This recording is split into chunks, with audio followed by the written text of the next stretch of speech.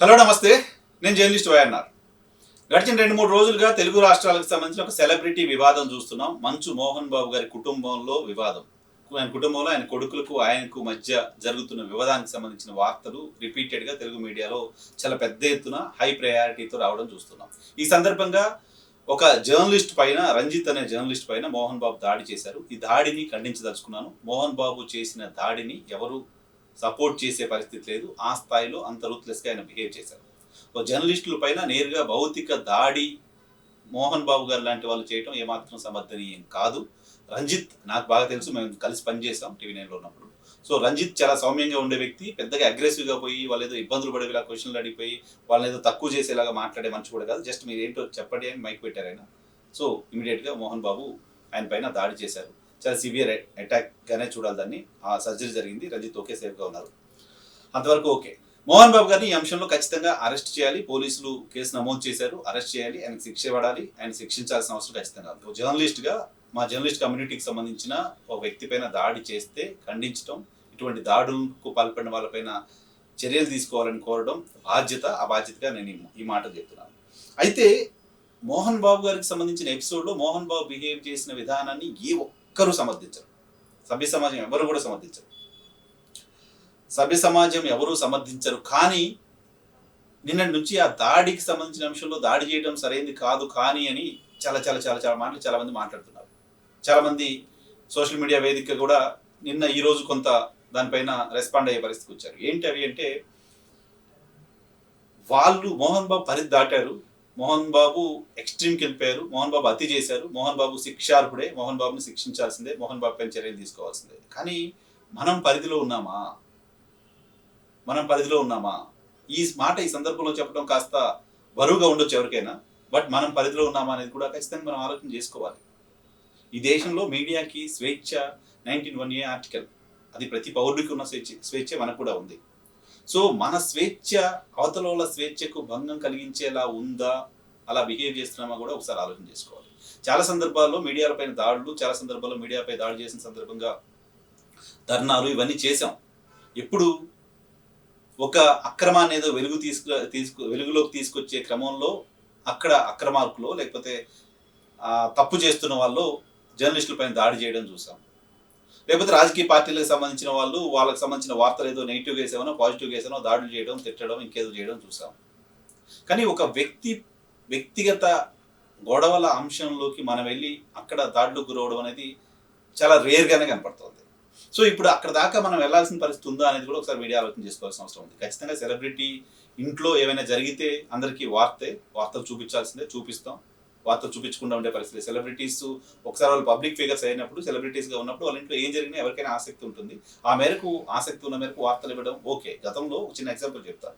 చిరంజీవి గారికి సంబంధించిన చిన్న కూతురు శ్రీజ వివాహం చేసుకుంది. వివాహం చేసుకున్న సందర్భంగా, వివాహం చేసుకున్న తర్వాత భరద్వాజ్ శ్రీజ బయటకు వచ్చి మీడియాతో మాట్లాడి మాకు రక్షణ కల్పించండి అంటూ కోరారు.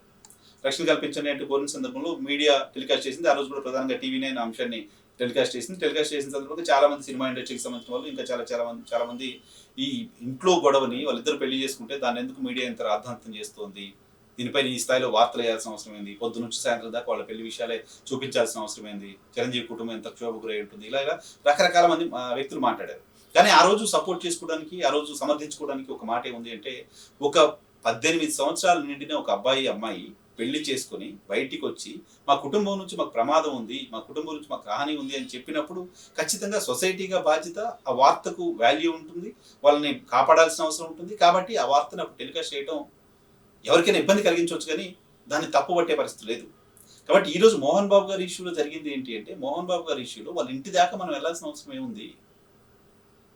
మోహన్ బాబు గారు ఒక లేఖ రాశారు. ఆయన ఫిజికల్గా వెళ్ళే వాళ్ళ వాట్సాప్లో పోలీస్ కమిషనర్కి లేఖ రాశారు. మంచు విష్ణు ఫిజికల్గా వెళ్ళారు, బయటకు వచ్చారు, మాట్లాడారు.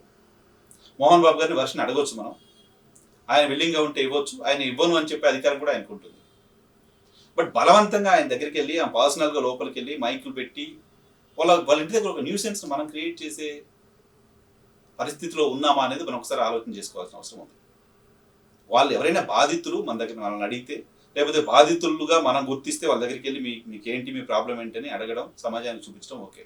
బట్ ఈ మొత్తం అంశాన్ని వాళ్ళిద్దరు కొట్టుకున్నారో తిట్టుకున్నారో అనే అంశాన్ని సమాజానికి చూపించడం ద్వారా మనం ఎవరి పక్షం? ఎవరు బాధితులు? ఈరోజు మనం బాధితులుగా మారిపోయే పరిస్థితి ఎందుకు వచ్చింది? ఇది కూడా మనం ఒకసారి ఆత్మ పరిశీలన చేసుకోవాల్సిన అవసరం ఉంది. చాలా సందర్భాల్లో చాలా మంది కోపం రావచ్చు నేను ఈ మాట చెప్తున్నందుకు, కానీ మనం పర్సనల్ ఇష్యూస్ ఎంతవరకు వెళ్ళగలమో అంతవరకు వెళ్తే బాగుంటుంది. అంతకు మించి వెళ్ళడం అనేది మనకు కూడా శోభనివ్వదు, అది సరైనది అని కూడా ఎవరు ఒప్పుకుని సమాజం నుంచి యాక్సెప్టెన్స్ రాదు.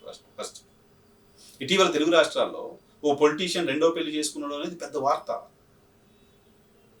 రోడ్ల మీద ధర్నాలు చేస్తున్న నిరుద్యోగులకి, రోడ్ల మీద ఆందోళన చేస్తున్న సర్పంచులకి, రోడ్ల మీద ఆందోళన చేస్తున్న ఆశా వర్కర్లకి, ఆంధ్రప్రదేశ్లో ఆందోళన చేస్తున్న వాలంటీర్లకి, ఆంధ్రప్రదేశ్లో ఇంకా రకరకాల ఇష్యూస్ పైన ఆందోళన చేస్తున్న వాళ్ళకి వీళ్ళెవ్వరికీ దొరకనంత ప్రేసు, వీళ్ళెవ్వరికీ దొరకనంత కవరేజు ఇటీవల తెలుగు రాష్ట్రాల్లో పెళ్లి చేసుకున్న పొలిటీషియన్ దొరికింది. పెళ్లి కూడా కాదు, అది సహజీవనం కైండ్ ఆఫ్ ఏదో చేసుకుంటే ఆయనకు దక్కింది.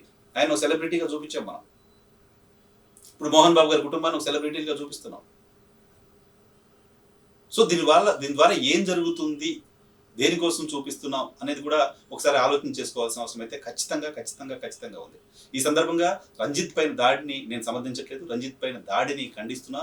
దాడికి పాల్పడిన మోహన్ బాబు గారి పైన ఖచ్చితంగా చర్యలు తీసుకోవాలి, కఠిన చర్యలు తీసుకోవాలి. దానికి సంబంధించి లీగల్గా యాక్షన్ తీసుకోవాల్సిన అవసరం ఉంది, యాక్షన్ జరగాల్సిందే. ద సేమ్ టైం మనం కూడా వ్యక్తిగత విషయాలలో పోవాల్సిన దానికంటే ఎక్కువగా మరీ లోపలికి మరీ ఎక్స్ట్రీమ్ వెళ్ళిపోయి అవసరం లేని దానికి, నిజానికి ఆ టైంలో మోహన్ బాబు గారి రియాక్షన్ ఎవరికి అవసరం ఉంది? మోహన్ బాబు గారిని పోలీసులు పిలిచారు, ఆయన పోలీసులకు వివరణ ఇచ్చుకుంటారు. లేదు ఆయన ఏమైనా మీడియాతో మాట్లాడాలనుకుంటే ఈరోజు గతంలో లేదు కదా, ఈరోజు వ్యాస్ట్ మీడియా హౌసెస్ ఆయన ఒక ట్వీట్ పెట్టగలరు, లేదు ఆయన ఏమైనా చెప్పాలనుకుంటే ఒక వీడియో రికార్డ్ చేసి ఆయనే మీడియాకి ఇవ్వగలరు. బట్ ఇంటి దగ్గర గేట్లు తోసేసుకొని, గేట్లు పగలగొట్టేసుకొని లోపలికి పోయే పరిస్థితి ఆయన తనయుడికి అక్కడ వచ్చింది. ఆ తర్వాత ఆ గేట్లు పగలగొట్టిన తర్వాత మనం లోపలికి వెళ్ళిపోయాం. ఇవన్నీ కూడా ఎంతవరకు సరైంది, అవునా కాదా నేను చెప్పట్లా, ఎంతవరకు మనం ప్రాపర్గా మన పరిధిలో ఉన్నామనేది మనం ఆలోచన చేసుకోవడం అనేది ఖచ్చితంగా మనకు అవసరం. ఇటువంటి సందర్భాల్లో అయినా ఒకసారి ఆలోచన చేసుకొని మన పరిధిని మనం నిర్దేశించుకొని, మన పరిధిని మనం నిర్ణయించుకొని ఆ పరిధి మేరకు మనం ఉంటే ఖచ్చితంగా బాగుంటుంది. మన పరిధి మనం ఎక్స్ట్రీమ్ వెళ్ళొచ్చు, పరిధిని దాటి కూడా కొన్నిసార్లు వెళ్ళి చేస్తుంటాం. నక్సల్స్ ఇంటర్వ్యూస్ కోసం అడవులు కూడా వెళ్తుంటాం. ఈ పని అదేంటే వాళ్ళ ఒపీనియన్ ఏంటి, వాళ్ళ ఐడియాలజీ ఏంటి అనేది సమాజానికి తెలియాల్సిన అవసరం ఉంది కాబట్టి కొన్నిసార్లు వెళ్తూ ఉంటారు అక్కడికి. కానీ ఇక్కడికి పరిధి దాటి వెళ్ళడం అనేది ఎవరి ప్రయోజనాల కోసం, ఏం చెప్పడం కోసం సమాజానికి, దాని ద్వారా ఏం సాధించడం కోసం, ఇది మనం ఒకసారి ఆలోచన చేసుకోవాలి. ఇది దేనికోసం అంటే మనకు అర్థమవుతోంది, సాధారణ ప్రజలకు అర్థమవుతోంది, రేటింగ్స్ కోసం మీడియా అలా వెళ్ళిపోతుంది, రేటింగ్స్ కోసం మీడియా అలా బిహేవ్ చేస్తుంది అని అనుకునే వాళ్లకు మనం బలం ఇచ్చినట్టు అవుతుంది. కాబట్టి ఆ పరిధిని మనం నిర్ణయించుకొని ఆ మేరకు పని చేసుకోగలిగితే చాలామంది జర్నలిస్ట్ సోదరులు ఇటువంటి కేసుల బారిన, దాడుల బారిన పడకుండా చూసుకోగలమేమో.